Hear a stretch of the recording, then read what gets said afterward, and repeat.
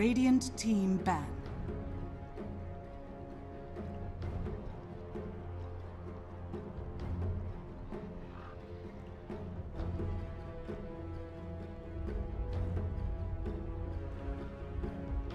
Ten seconds remaining. Evil geniuses turn to ban.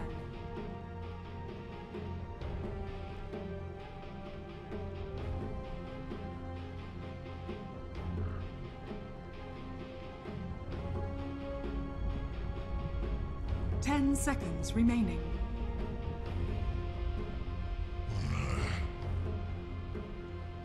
Radiant team ban.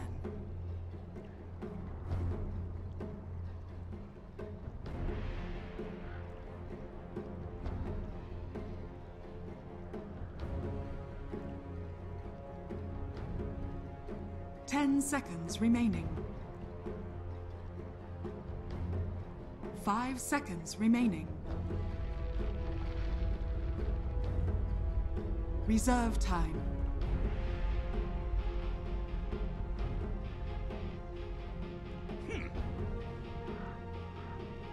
Evil geniuses turn to pick. Dark Seer. Radiant team pick.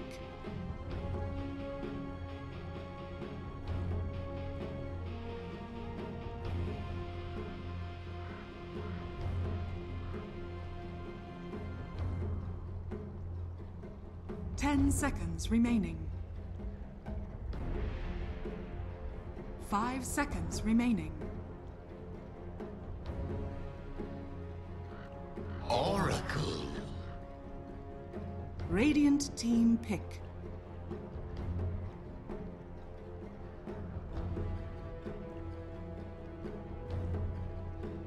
Beastmaster. Evil Bounty Hunter. Radiant team ban.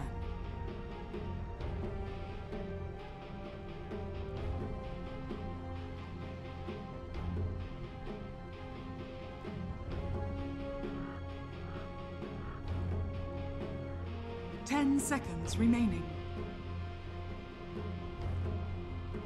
5 seconds remaining. Reserve time. Greetings and salutations, Dota fans. Welcome into our continued coverage of the TI6 Qualifier Hub. I'm AC, joined by Capitalist. If you didn't catch us on the last broadcast, we just finished up FDL versus Drinking Boys. Not exactly a barn burner, I don't think. No. And certainly coming into another match now, Evil Genius is taking on Boy Boys, which has the potential to maybe be a little lopsided. EG, obviously, one of the favorites to come out of the qualies. Yeah, I think going into the draft that this is going... I think this might be a closer game than the last one. And I know that sounds like a little bit weird to say because this is a qualifier team, and this is a qualifier team versus the very best team in the whole entire American regional. But that being said, I think FDL is probably one of the more underrated teams, so I think they're actually pretty high up there in skill in comparison to everyone here. And I think that Drinking Boys is probably like at the very bottom. I haven't seen Volter, obviously, so you know it's kind of between those two in my head. But I think those two are kind of like the bottom two teams. I think actually the qualifier teams are stronger. Mm-hmm. So in that regard, we may have a closer game. The skill cap, the skill of this matchup though is obviously going to be higher. I think no matter what, just because I think Void Boys is better than Drinking Boys, and I think that Evil Genius is obviously better than FDL, right? So, we'll have to see. We'll see after. I mean, close games are all about the gaps in skills between two teams, so it may be a blowout. Snaking already tweeted out that, you know, his lube was ready, so obviously Void Boys coming into this game with a lot of confidence, but I don't know, they beat a pretty good team. Like, they beat EG Bulba. The American qualifier, I think, was pretty competitive. People laugh about it, but honestly, when you have such a chaotic region, and so many of the teams have to go through the American qualifier. Like in Europe, it's like so many of the teams had to go through the European qualifier because there's so many good European teams, right? That's why the European qualifier is tough. But America, it's just because the region is really unstable, and therefore, like all the better tier 2 the American teams had to go through the open qualifier because there was nowhere else to go. Like Shazam didn't make it through. Shazam is like one of the better teams. They're not here. You know, that's just absurd, but that's what happens with this current roster lock system. Well, yeah, and that's kind of, I mean, it speaks to a much larger trend. I mean, when you look at how many slots, for example, are allotted to the American qualies, and you look at just the general state of American and in particular North American Dota as a whole, you know, there are a lot of jokes. It's a butt of a lot of jokes, and for good reason, but it doesn't mean that there's not a lot of talent. It doesn't mean there's not a lot of talented players, and it doesn't mean that, it certainly doesn't mean that everyone in the region is playing at the tip-top highest level. But it does mean that at the top, you have some very unique players, very unique play styles. And certainly, like, again, you talk about Void Boys. Snake King has seen the stage of TI. I mean, this is not, you know, these teams are not completely stocked with nobody. So as good as EG, as good as their name and their reputation might be, they still have to overcome a few things. I mean, they're certainly in a situation now where, you know, coming in this, there are a lot of question marks surrounding them, and that kind of thing can play on your conscience, can play on your head, it can play on your confidence in general. So we'll see. Obviously, still the way hands down favorite, but Void Boys, you know, we'll see what they can do. We'll see if they've actually got something up their sleeve. Haven't talked to draft pretty much hardly at all, so how about we recap and take you to where we are right now. DP and the Elder Titan band out along with Slark and Dragon Knight for Evil Geniuses. The Lifestealer and Ricky band out courtesy of Void Boys, joined by Sven and Timbersaw. We saw in action to great effect on our previous cast and match cap and I. Darkseer, Bounty Hunter, and Winter Wyvern picked up for EG as the front three. Oracle, Beastmaster, and Kunkka are now joined by Viper in that fourth slot.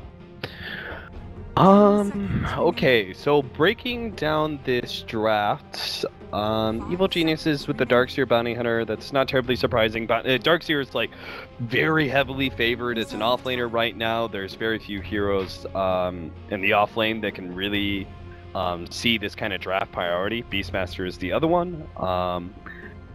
With the Bounty Hunter, obviously, they can't get the Riki into their hands, but they still get an Invis hero that can provide a lot of aggression in the aggro duel lane. But I think Void Boys here are looking at...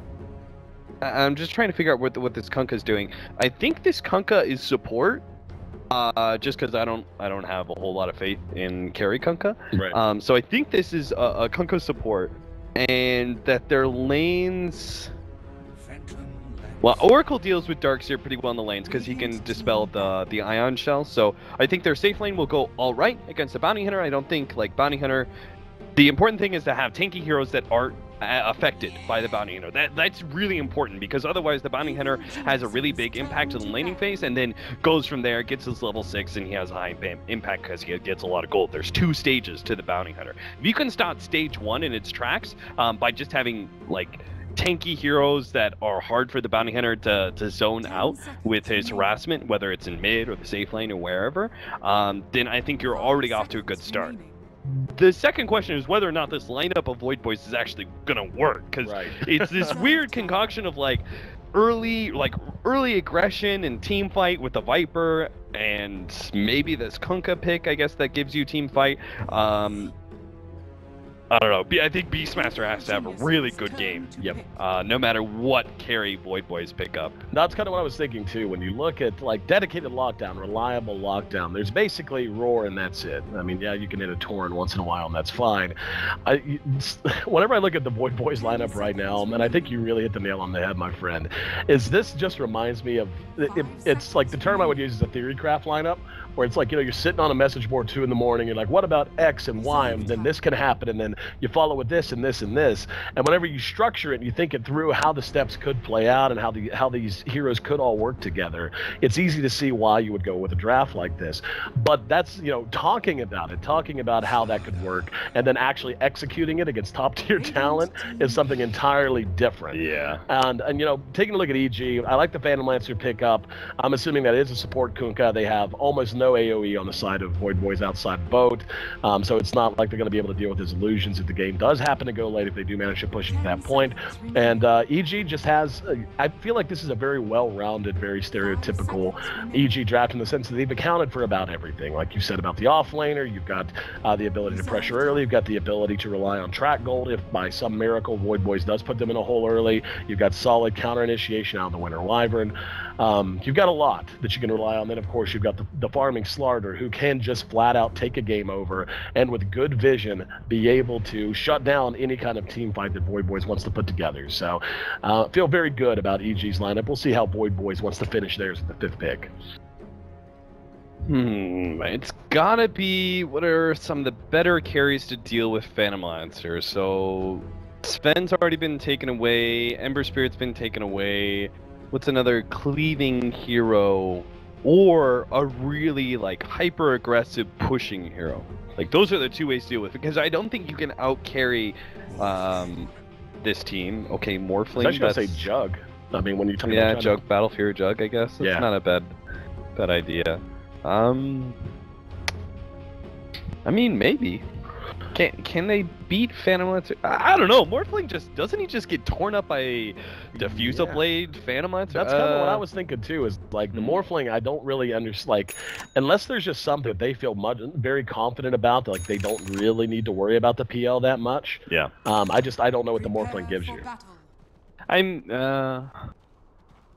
It's a Deathling carry that deals with Darkseer pretty well. I mean, it gives you some hard carry potential. I'm not convinced about it versus the Phantom Lancer. I thought drafting wise they were put into a corner just because some of their weird picks like Viper and stuff. I think a couple things that need to happen for Void Boys to have a chance of being able to win this game. First of all, Beastmaster has to have a good time. Ideally in the laning phase, looks like he's holding off on whether or not he wants to buy Iron Talon, which they'll probably see the matchup in Slardar, Winter Wyvern, and go, yeah, let's just go ahead and pick up Iron Talon, just make things easy. That needs to go well, and Viper needs to shut down the Phantom Lancer mid. Demail's mid Phantom Lancer, I'm interested to see how he does versus Susie's or 747's Viper, but... How do you handle that matchup? I mean, on paper, it should be pretty damn difficult. I mean, PL, he's elusive and slippery, but at the same time, it's a Viper's a Viper. Hold that thought, though, as we'll see what happens with the runes. Looks like it's going to be pretty standard stuff, as EG has a Stranglehold on top, and at bottom, obviously, Void Boys will take the others. So, actually, table that question for just a moment. Cap, we'll come back to it. For now, let's take a look at who's handling who as they make their way to lane. It's going to be Symbol of Peace playing on our Kunkka. He's hanging around the jungle right now, making his way towards mid. Looks like it will be a support, joined by Omega Poner on the Oracle as well. Morphling played by Patzel. He'll be playing, farming in the safe lane, I should say. Mid will be played by 747, as you had mentioned.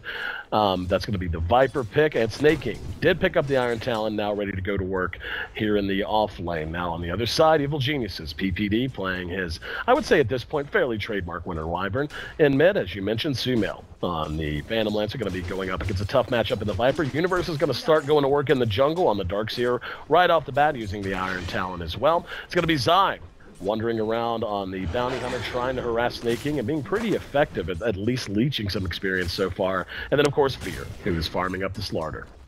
I think part of the reason I wanted to see Iron Talon on Snake King, it used to be thought that these kind of 4 positions like Bounty Hunter and Riki were too disruptive for you to run junglers, but I think that's not actually the case whatsoever, and we figured that out with Iron Talon being so good. Beastmaster is just able, like, look at him. He doesn't actually get low because he doesn't tank the creeps very much. Nice. Very well played by Snake King, holding like he was faking the right click. And looks like they caught Zai. Zai very quickly eating through the trees was a smart play. He just needs to try and wade out the dust, but I think he's going to make it. Yep, the boar slow is real, and it's close. He's going to try to double it back. God. Oh, barely made it. Barely made it. And too bad they don't have a second round of vision. Set rewards. But Zai's going to make it away, and as you said, well, oh no! No! I blame you. You're controlling the camera. Alright. Viper died. Alright, so this is the answer of how well is Demail going to be able to do versus the Viper mid. Apparently pretty well. He just killed him. I mean, like, I think Phantom Lancer does, like, okay versus his matchup, but he shouldn't he shouldn't win it outright. Like, he shouldn't be able to pick up a kill. That is pretty absurd. Not just the kill either, by the way. Even before the kill happened, I mean, I guess he did just get a few free CS. He was still hanging and banging with the Viper pretty even, 9 for 2 versus 9 for 1. So it wasn't as if he was being completely bullied out of that lane to begin with. And I'm actually really sad we missed it. I'd love to know what the hell happened. Yeah, I have no clue. Nature of the ever roaming forward position. Looks like they've caught Zai and should be able to kill him this time around. They have this kind of cool combination. Oh my god. Wow. Okay, so Zai's going to be able to make it away once again. As a little bit of a, would you call that a misplay from Void Boy or a good play from Zai? No, that was, I mean, like, Zai, you can be like, okay, that was kind of smart of him to run backwards, but that was so poorly coordinated by these two, the two supports. Like, he should have been laid out the torrent and say release, and first of all, you put the torrent in the middle of the bounty hunter so he doesn't just run back on you like that. Right. I think it was just symbol piece misclicking torrent, but maybe a little nerves coming into it, you think? But you can see, like, snaking, he's not low enough for Zai to actually kill him. I don't know what's going on. All right, there we go. All right, we're back. He's never low enough for the bounty hunter's harassment to actually have an impact. So the best you can do is soak half experience, but that's not actually useful because the Beastmaster is still progressing in gold, right? So you're just like, okay, you take half the experience. That doesn't mean much. So this is why Iron Talon offlane still works, even against these kind of roamers. A similar piece there. He's basically the same level as Zai at this point, so that tells you how well that's going for Zai. Just showing the leech experience and be disruptive. Thankfully for EG, though, the mid continues to go their way. Now 21 CS to the 12 of the Viper, so it's not even that he's doing well. He's dominating the lane, and Zai does manage to snag the regen rune right from out from under the bounty hunter. How about the carries? 29 CS for Fear, 23 for Pat Sol on the Morphling. Yeah, they're both having a free lane. It's pretty standard. Like, carries have a pretty boring time in the first 10 minutes just because so many offlaners will abandon in favor of Iron Talon, just because it's safer. Like, players like Moon Meander and Swindles, who are two American offlaners who are very outspoken about how much they hate Iron Talon, it's because they're not farming offlaners. Their playstyle is meant to be like disruptive and in your face and draw attention away from the mid lane, and that's just not entirely where the meta's at. It can still work, but it's much more Iron Talon and farming focused in the offlane. Now, how do you feel about the Iron Talon? Just as a commentator with no dog in the fight. Oh god, 747's mega dead. Death number 2. So I would say that it's not good. I mean, it just makes offlane boring to watch. Like, I'll be honest, Snake King should be okay. Like, I as an offlaner, like when I play offlane, I like to be really disruptive, but so it doesn't fit my play style either, but I think it's also just boring to watch and too simplified. That's kind of how I feel. Is I don't like anything in any game, be it Dota or otherwise, where it's just like, oh, okay, so some people, like, we want you to be able to get farm, so we're going to create an item that basically makes it so you can do one thing that already you have a role to do. You know what I mean? Like, it makes it feel just a little too farm centric across the board, as opposed to playing with a multitude of play styles that are all suitable in the meta. But the best suggestion I've heard so far is to increase Iron Talon's cost by, it doesn't even have to be that much, just enough that you can't buy Iron Talon and Tangos at the beginning of the game. Because that'll either slow down your farm in the beginning because you have to pick up Tangos and you don't have that activatable yet from the Iron Talon being complete, and you have to go back to complete it, or you start out with just Iron Talon, in which case 4 positions like this Bounty Hunter here would actually have a much larger impact because you don't have a source of regen. That's fair. That's a really smart way to look at it. To me, like, lowering the percentage of damage, because it's really that first burst of damage on the big creeps that makes Iron Talon so effective. So if you lower it to something like 30%, I think that slows it down enough. It doesn't completely eliminate the purpose of the item, but it'll make it so you can't just use those front 4 Tangos to just continuously tank through and do well early. I don't know. What do I know? I'm just a guy who used to cast Dota. EG continuing to roam around. Zai has found himself level 3. He is falling pretty damn far behind. In fact, he and the Kunkka are the lowest levels on the map. Looks like EG wants to get something going, though, as they've now hooked up Universe and PPD with him. Yeah, they Universe should never like show in lane against this kind of matchup, just because the Morphling's pretty dangerous, and then we should have seen the power of this combination of Oracle and Kunkka, where you have this really long ensnare that allows the Torrent to be able to land. Pretty cool combination, a lot of nuking power. So when Universe shows up in lane, I think it is a bit obvious that he's got some backup behind him, but obviously Void Boys, even if it wasn't completely obvious just from that read, they even had a ward in lane, so they shouldn't be caught out by this in any way. As I say that, though, Omega Poner's a little far out. Yep, here we go. Jumping ahead is Sumail. Omega Poner able to make it away. Torrent's going to be off the mark. X marks the spot onto the Phantom Lancer. Sumail sent back. Symbol of Peace, gonna double time it back to his tier 2, and it looks like Sumail wants to play this out. Gonna hit the Spirit Lance, doing good damage, and will get a kill under the enemy tier 2. This is a major dive taking place back there. In the meantime, the rest of EG just continuing to peck away at the tier 1, so pretty much no response whatsoever out of Void Boys.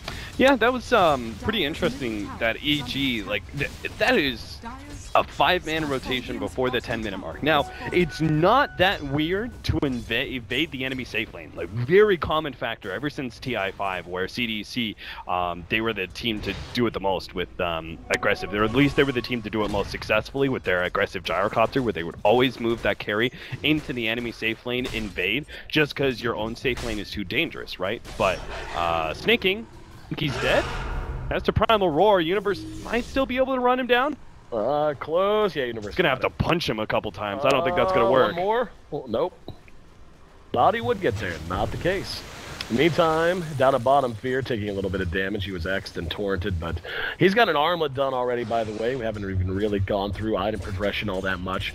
Take a look at the Morphling. He's not got much. He's not that far behind Fear, but certainly just as a whole, 0-0 and 0's been a part of less compared to cores like Sumail's Phantom Lancer, who has already got 1,800 gold up. We'll see if he wants to go tier 2 boots, if he wants to go straight to Fuse or what. Yeah, that's the big difference, is that Viper, like, 747, you don't pick a Viper to lose the laning phase, but yeah, he definitely did, right? And then Sumail managed to be a part of some kills, and they get the tier 1 tower, a bottom lane. Now he's almost double the net worth. In fact, he's over double the net worth of the Viper. That is the big difference of how the laning phase went. You could say that, like, oh, Morphling, you know, he doesn't have as much net worth because the tier 1 tower, he got chased out of his lane or whatever, but and that's fair. But the big difference is the impact of our mid laners is going to be dramatically different. Yep.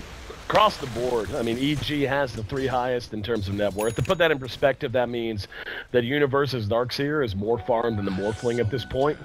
That's a disturbing fact if you're a Void Boy or a Void Boy fanboy. And you're talking roughly a 5,000 to 6,000 gold deficit that they found themselves in. And it's one thing to be in that whole 20 minutes in, you're losing, but whatever. We're just 10 minutes in. The laning phase is barely broken apart, and your efficiency has been so poor that you're already falling that far behind. So that's the negative. Let's talk about the positive. What does Void Boys have to rely on? We know they've got the Faceless Void, or actually, no, we don't. We know the Void Boys have the Kunkka. I was looking at the Void photo right next to him, who is a team fight monster. Is he going to be something that can help turn this around off of the initiation of Snake King? Yeah, they have really good ganking potential thanks to the X marks the spot, but oh, they're gonna miss out. I think they got scared by seeing Fear, and I guess they should be. They don't really have the nukes to guarantee a kill here against 2 of the tankier heroes. EG are actually just, I think, very smartly leaving the 2 tankiest heroes in this bottom lane. Looks like Sumail managed to pick up the kill in mid, but I think they're still going to run somebody down here. Looks like it's going to be the Kunkka. Yeah, they've got him. Well, the Roar was already used, and it was funny. You had just brought up them being scared. And certainly we saw the action fit that as well. They were running away on the assumption that EG was going to chase them down, and they certainly have, as there's another kill tally that Kunkka brought down by the crush from Fear. But as they were running away, they didn't have vision. They had no idea if anyone from EG was even coming. In fact, Sumail was in mid. Like they had good reason to believe they weren't, and they still spent a roar on one hero just in case there was going to be somebody else coming. 5-0 rather. Void Boys continuing to just fall apart here in this quality game. Yeah, you just look at the way that Evil Geniuses, I think it's just cool to watch their movement. The way that they move out of their safe lane, like super early on. They move all 5 heroes to bottom lane. It's kind of coincidental just because Samael sees the opportunity to rotate as a Phantom Lancer, but the fact that they move the other 4 heroes outside of Samael into bottom lane at 8 minutes, right? By 8 minutes, they do that. Then they leave to the tankier heroes in bottom lane and leave their top. They've abandoned the top lane for the most part. The only time they show up is when the lane actually gets pushed in by a single hero, like the Morphling, who's trying to split push that and just be farm efficient. Right. When he does that, they're like, we're not going to give up a free tower. We know you're alone because we just want to fight, so we'll send someone to defend. But otherwise, they just completely abandon their lane. They're focused on controlling the Radiant jungle as well as controlling mid. And there's no farming points. You look at the map, there's no real good farming points for Void Boys at this point. Like, they lost their laning phase, so Viper needs a way back in by being able to farm up his mech, and Morphling still needs a lot of farms. So does Beastmaster, for that matter. But they have very few areas. Most of the areas are neutral camps, like this safe area right here. That's covered up by a ward. Then there's this camp. They see the rotation of these heroes going into the off lane, so they know how many heroes are heading up there and whether or not they can actually save their tier 1 or just give it up. Their whole entire Radiant jungle, this part of the area, completely covered. Like, there's no way you can farm this. And if you do, even if you farm the safe lane here, you can see what happens. Trouble bottom. That's going to be a track kill. No, they'll catch you anyway. And just good movement, as you had mentioned. Just EG's timings, seeing that Void Boys have committed a few folks up the top, etc. And you can't blame the Morphling. I mean, he's farming just under the shadow of his own tier 2. And granted, you certainly, you have to be aware whenever the map's dark. I don't know what you can do. And I think the big problem I'm beginning to have, on top of everything you said, which is 100% on point, is in a perfect world, Void Boys down 0-6, say they go on they get 8 kills unanswered, they take a couple of towers. Even so, the damage is so done already for EG, and the fact that the Phantom Lancer's so far ahead. He's got his diffusal ready, the pieces are going to be on the way to him shortly. He's also got his boots of travel up, so his ability to split push is going to keep the map in EG's hands, at least for the foreseeable future. And the Morphling can help with that a little bit with very judicious use of the replicate, but at the same time, what does Void Boys have to really answer a 30-40 minute PL? And we talked about this during the draft. I just don't see them being able to do so. They don't really have anything. They're doing the right play right now. They need to avoid fights and go for pickoffs. So moving their 2 supports to top lane is the right play. Unfortunately, they're not going to get TPD, and now they're going to get turned around off by mass TP. Yep. And this is going to be 2. They just lost 1 in mid. Sybil of Peace is gone. There's a vacuum to bring him right back in. And EG just piling it on at this point. And you begin to wonder, is this going to be a donut game? 4 are down. 10 kills for Evil Geniuses. Exactly 0. Goose egg. For Void Boys, they have not managed to bring 1 hero down from EG this entire game. And outside of a lucky gank, I don't even know how they're going to do it. That's a 2,000 gold swing overall. We're already to 10,000 gold deficit for Void Boys as a whole. Call it. It's over. GG. So Goose Egg, EG whitewashes Void Boys. And Cap, I'll tell you what, man, we've seen some good Dota. Problem is, the good Dota we're seeing is matched up against not awesome Dota. Yeah, I think Evil Geniuses, I'm not going to put Void Boys too far out. I think this is a little bit, like, in the previous matchup that we casted together, I'm going to put that more on Drinking Boys. Yeah. Just because I think FDL's good, but they're not that good. I think EG is that good. I think that this iteration of Evil Geniuses has the potential to be a TI